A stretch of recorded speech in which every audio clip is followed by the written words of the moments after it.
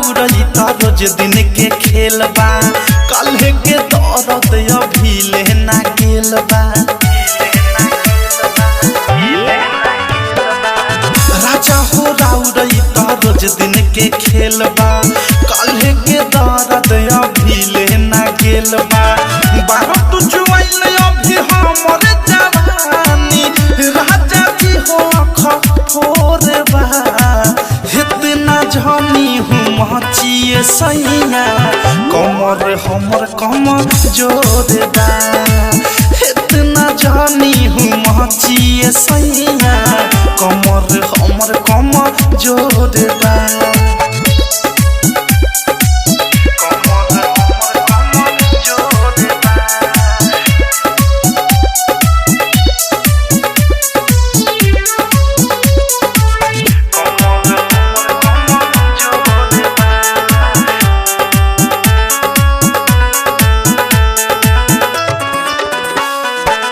नान्हे उमर बाटे नान्हे बाजारानी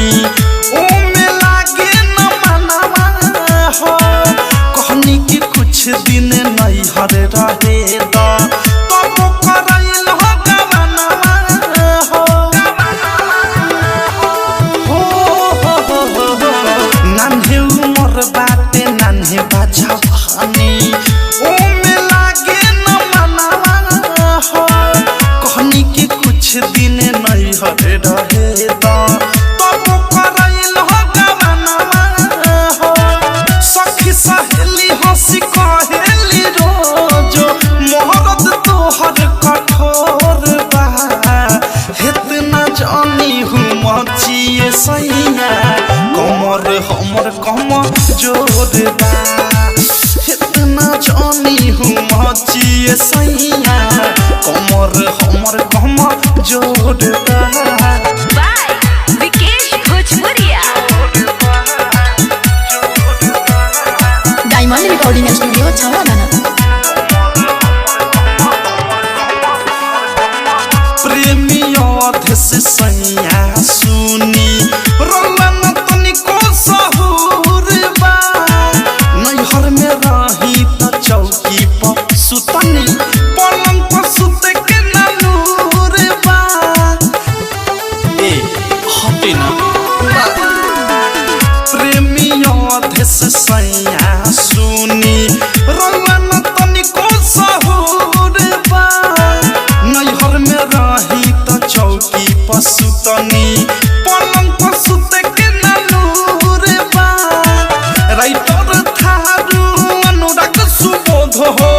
कहेला सखुआ के खोर बा इतना जानी मचिए सैया